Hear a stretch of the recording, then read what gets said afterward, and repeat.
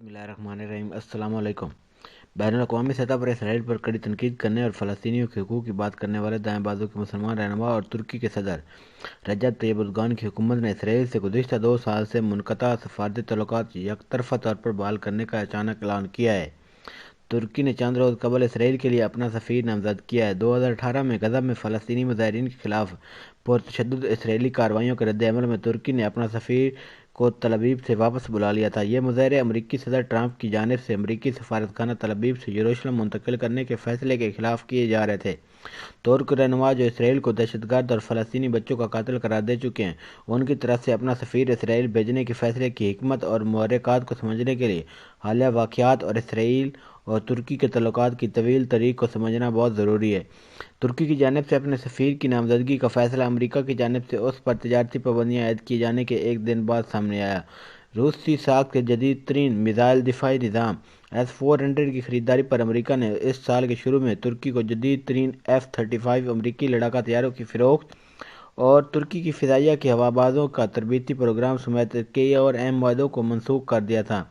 तुर्क सदर रजब तैयब एर्दोग़ान की हुकूमत ने अमरीकी दबाव के बावजूद रूसी मिज़ाइल शिकन निज़ाम की खरीदारी से बाज रहने से इनकार कर दिया था।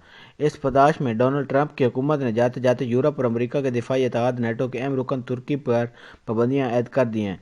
डोनाल्ड ट्रंप का यह इक़दाम जो बाइडन की आने वाली हुकूमत के लिए खारजा पॉलिसी में नई उलझनों का बायस बन सकता है। मशरिक़ वस्ती में नई सरहदबंदियाँ और जियोस्ट्रैटेजिक तब्दीलियाँ एक ऐसे वक्त पर हो रही हैं जब दुनिया कोरोना की आलमी वबा की वजह से इंसानी तारीख़ के एक पुरअशोभ दौर से गुजर रही है। दुनिया भर के मुल्कों की मुआशी मुश्किलात में इजाफा हो रहा है और अरब ममालिक के लिए तेल पर दुनिया के कम होते हुए इन्हिसार की वजह से इजाफी बोझ पड़ रहा है। अरब ममालिक मुआशी इस्तेहकाम की सही में अपनी रिवायती पॉलिसियों पर नज़रसानी करते और अपने लिए नई मुआशी इम्कानात और मौक़े पैदा करने की फ़िक्र में सरगर्दा नज़र आते हैं। मज़ीद बराह अमरीका में सियासी तब्दीली आ रही है और नौमुंतखब सदर जो बाइडन की हुकूमत जनवरी की 20 तारीख को इक़्तिदार संभालने वाली है। अमरीका में डेमोक्रेट लीडर जो बाइडन 20 जनवरी को अपना सदारती ओहदा संभाल लेंगे। नए अमरीकी इंतज़ामिया से ताल्लुक़ ठीक करने के लिए क्या पेशबंदी हो सकती है? इसराइल के अखबार टाइम ऑफ इसराइल ने तुर्की के इस फैसले की खबर ही में उसे तुर्की की तरफ से आने वाले दिनों में अमरीका से अपने ताल्लुकात ठीक करने की पेशबंदी करार दिया है। इसराइल के एक और अखबार यरूशलेम पोस्ट ने 13 दिसंबर को तुर्की की तरफ से इसराइल के साथ ताल्लुकात बेहतर करने की खबरों के हवाले से लिखा कि तुर्की इसराइल से ताल्लुकात बहाल करके नई अमरीकी इंतज़ामिया के सामने अपने आप को गुड कॉप के तौर पर पेश करना चाहता है, तो दूसरी तरफ इसराइल को अपने इत्तेहादियों मुत्तहिदा अरब अमारात और यूनान से दूर करना चाहता है।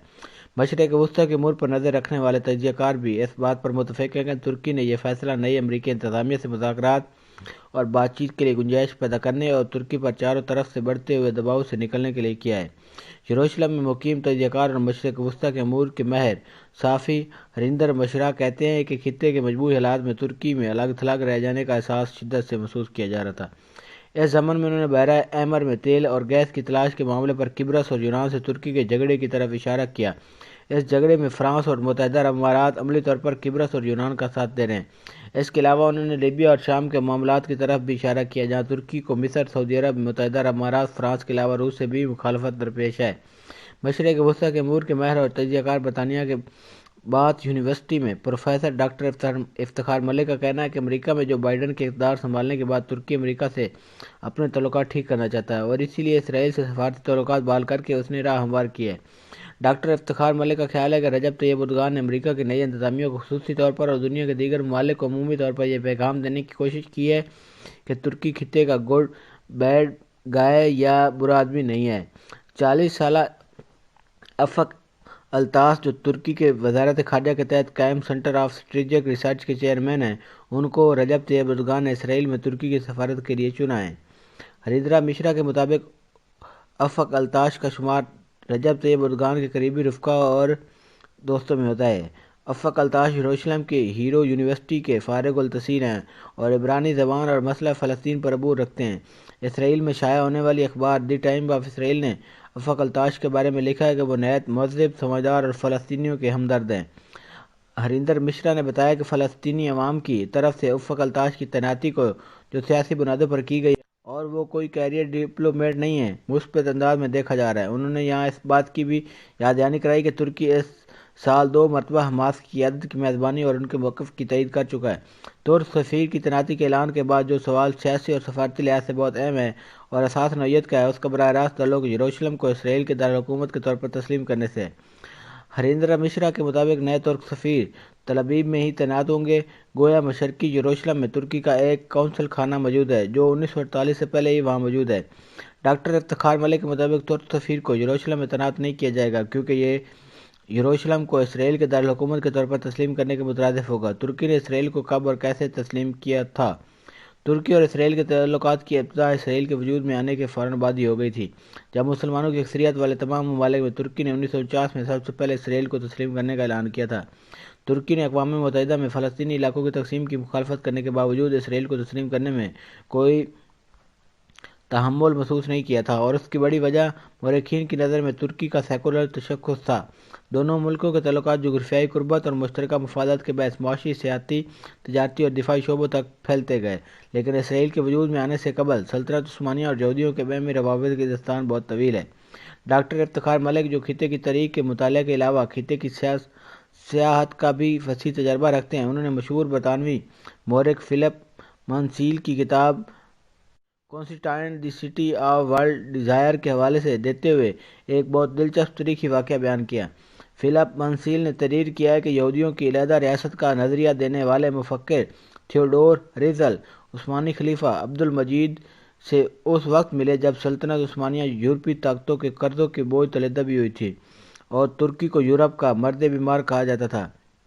مفکر تھیوڈور ہیرزل نے 17 مئی 1901 کو عثمانی خلیفہ سلطان عبد المجید کے دربار تک رسائی حاصل کی اور سلطنت عثمانیہ کے تمام قرضے ادا کرنے کی پیشکش کی، بشرطیہ کہ سلطنت عثمانیہ فلسطینی علاقوں میں یہودیوں کی آبادکاری کے بارے میں شاہی فرمان جاری کر دے، لیکن عثمانی خلیفہ نے یہ پیشکش رد کرتے ہوئے کہا کہ اگر انہوں نے یہ کر دیا تو فلسطینیوں کی نسلیں ترک قوم کو کبھی معاف نہیں کریں گی۔ اس کے علاوہ تاریخ اس بات کی بھی شاہد ہے کہ اندلس میں جب مسلمانوں کا اقتدار ختم ہوا اور مسلمانوں کے ساتھ ساتھ یہودیوں کا بھی قتل عام کیا جا رہا تھا، تو اس وقت عثمانی خلیفہ سلطان باجازید نے ترک بحریہ کے جہاز بھیج کر ہزاروں کی تعداد میں یہودیوں کو نکالا تھا، جو بعد میں سلطنت عثمانیہ کے تحت آنے والے یورپ اور شمالی افریقہ کے علاقوں میں نہ صرف آباد ہوئے بلکہ پھلے پھولے اور خلافت عثمانیہ کے اعلی عہدوں تک پہنچنے میں کامیاب ہوئے۔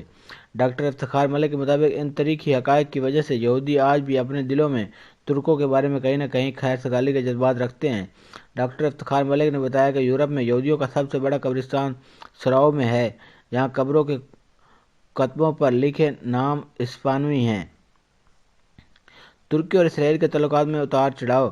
اسرائیل کے اس وقت کے وزیر اعظم شمعون پریز کے انقرہ کے دورے کے 3 دن بعد ہی اسرائیل نے غزہ میں آپریشن کاسٹ لیڈ کے نام سے چڑھائی کر دی۔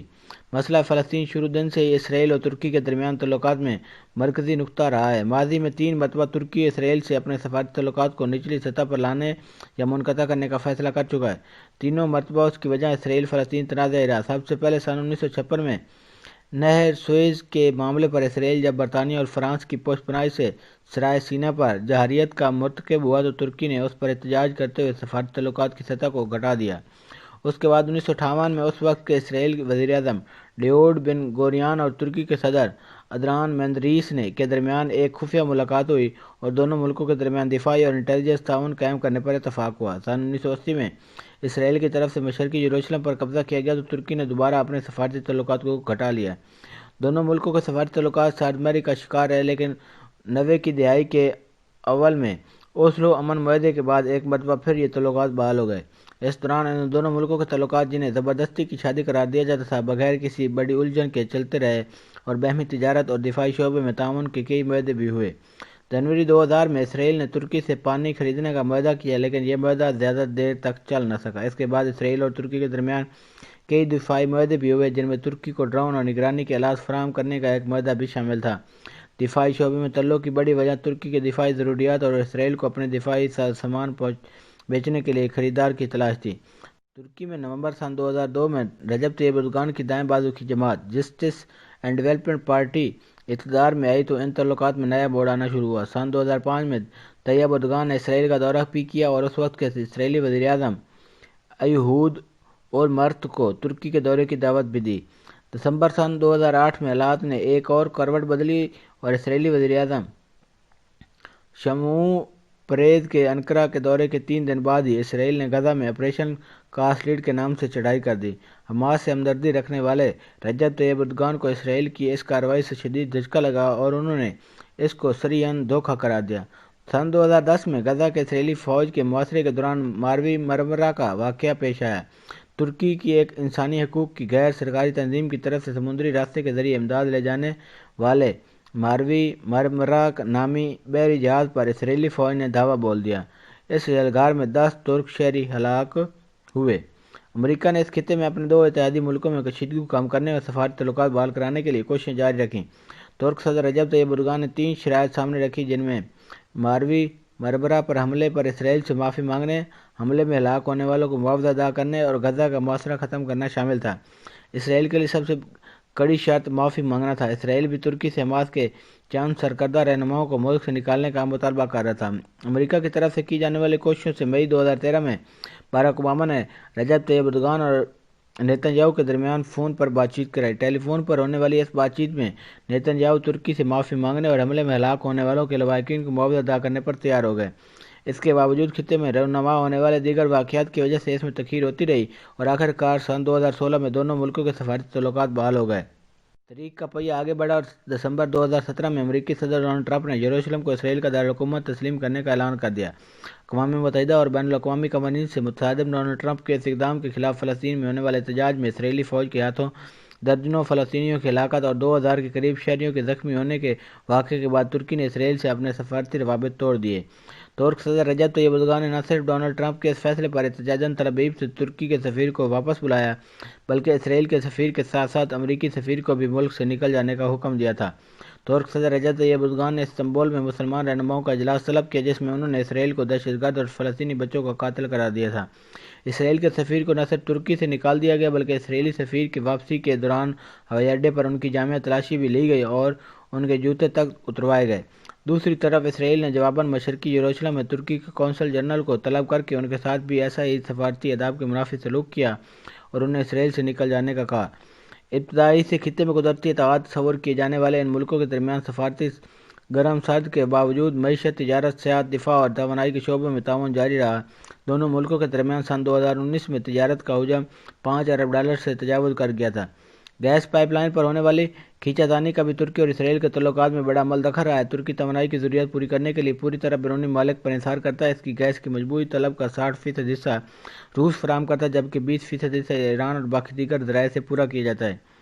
اسرائیل میں تیل اور گیس کے ذخائر کے دریافت کے بعد ترکی کو اس کی فروخت کے لیے مالی اور تکنیکی لحاظ سے نہایت ہی موزوں مارکیٹ تصور کیا جا رہا تھا۔ سن 2015 میں ترکی کی طرف سے روسی طیارہ معاہدہ گرائے جانے کے بعد ترکی نے روس پر اپنا انحصار کم کرنے کے لیے سوچنا شروع کیا۔